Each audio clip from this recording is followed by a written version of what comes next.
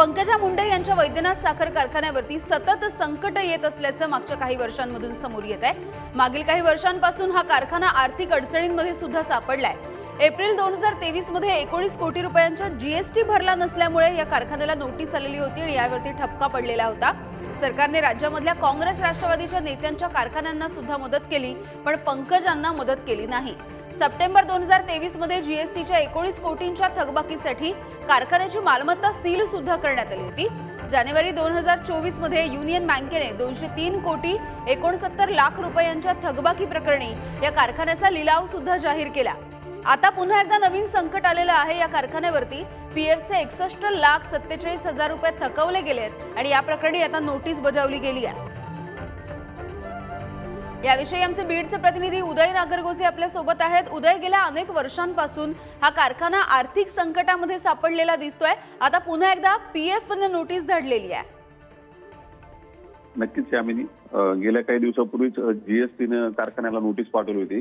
त्यानंतर आता पीएफ जे आहे ते भरले गेले नसल्यामुळे पीएफ विभागाने देखील कारखान्याला नोटीस पाठवली असून आता ही जी 61 लाख रुपयाची रक्कम आहे ती जर भरली गेली नाही तर दंडात्मक कारवाईचा देखील इशारा या विभागाने दिला आहे। एकीकडे पंकजा मुंडे राजकीय दृष्ट्या अडचणीत असताना आता कारखान्याच्या पाठीमागची देखील संकटांची मालिका सुरूच आहे। काही दिवसांपूर्वी पंकजा मुंडे यांनी गाव चलो अभियान अंतर्गत माझा वनवास सुरू आहे, मला अडचणी आहेत असं म्हटलं होतं। आता त्यात ह्या संकटाची एक नवी भर पडली आहे यामिनी। अगदी उदय, याच्या आधी सुद्धा कारखान्याला आर्थिक संकट आहेतच, आर्थिक विवंचना आहेत। याआधी कारखान्यामध्ये जे कर्मचारी काम करतात त्या सगळ्यांनी आंदोलन सुद्धा केलेलं होतं। नक्कीच कारखाना बंद असल्यामुळे कारखान्याची आर्थिक स्थिती तेवढी चांगली नाहीये, तसेच बँकेचे थकबाकीचे व्याज हे वाढतच चालले आहे। त्यामुळे कर्मचाऱ्यांचे पगार, पीएफ हे ज्या बाबी आहेत त्या सगळ्या थकीत आहेत।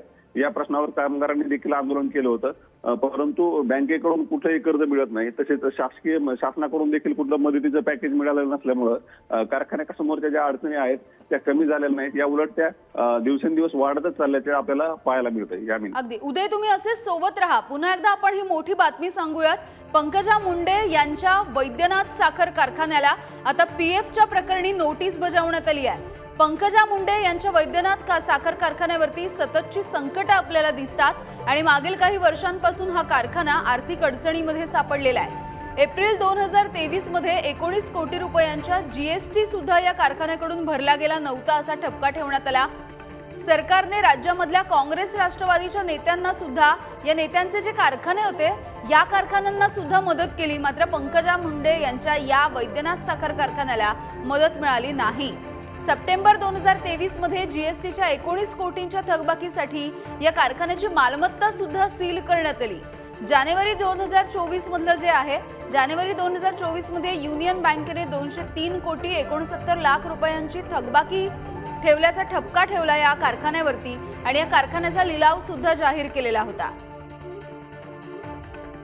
पुन्हा एकदा उदय आपल्या सोबत आहेत। उदय, मागच्या काही वर्षांपासून हा कारखाना आर्थिक अडचणीमध्ये दिसतोय, मात्र राज्यामधल्या काँग्रेस राष्ट्रवादीच्या नेत्यांचे जे कारखाने आहेत त्या सगळ्यांना सरकारने मदत केलेली दिसते। मग पंकजा मुंडेंच्या कारखान्यांना का मदत केली नाही? नक्कीच यामिनी, यापूर्वी केंद्र सरकारने तसेच राज्य सरकारने मदत जी दिली तर त्यामध्ये राष्ट्रवादी काँग्रेस, अगदी बीड जिल्ह्यातले राष्ट्रवादी काँग्रेसचे काही नेते आहेत त्यांच्या सुद्धा कारखान्यांना मदत दिली गेली होती।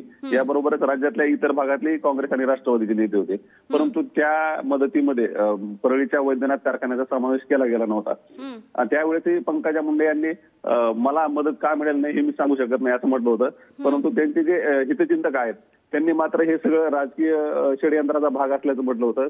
अगदी भाजपचे नेते, पूर्वीचे भाजपचे नेते आता राष्ट्रवादीमध्ये आहेत जे एकनाथ खडसे यांनी देखील यावर भाष्य केलं होतं। ते सुद्धा म्हटले होते की हा केवळ एक राजकारणाचा भाग आहे, पंकजा मुंडे यांना अडचणीत आणण्याचा हा प्रकार असल्याचं त्यांनी सांगितलं होतं यामिनी। उदय, सप्टेंबर 2023चा जर विचार केला, म्हणजे आताच्या कारवाईच्या आधीचा, म्हणजे आताच्या नोटिसींच्या आधीचा, तर या थकबाकीसाठी कारखान्याच्या मालमत्ता सुद्धा सील करण्यात आलेल्या आपण बघितल्या आहेत। इतकंच नाही तर जानेवारी 2024 मध्ये कारखान्याची लिलावाची प्रक्रिया सुद्धा जाहीर करण्यात आली होती।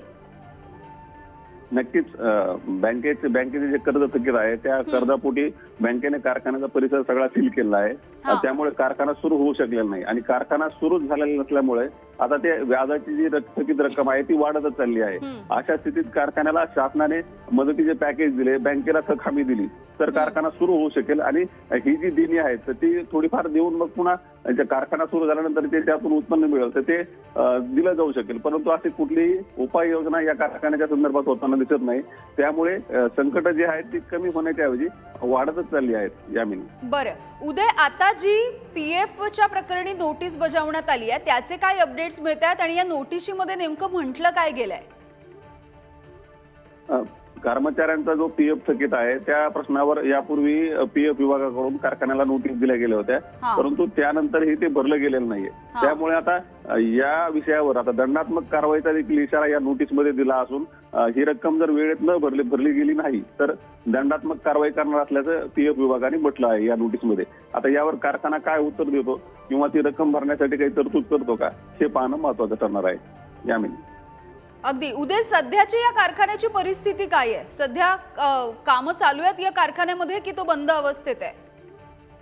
नाही, कारखाना बँकेने सील केल्यापासून पूर्णपणे बंद आहे. या वर्षीचं गाळप देखील या ठिकाणी झालेलं नाही. त्यामुळे परिसरातील शेतकऱ्यांसमोर सुद्धा अडचण असून कारखाना सुरू झाल्यास कामगारांबरोबरच शेतकऱ्यांना सुद्धा मोठा दिलासा मिळू शकणार आहे. परंतु तसे कुठलंही चित्र सध्या तरी दिसत नाहीये. ही आर्थिक देणी दिल्याशिवाय बँकही हे सील उघडणार नाही. तसेच बाकी जीएसटी विभाग आहे, पीएफ विभाग आहे यांचं देखील रक्कम भरणं गरजेचं आहे.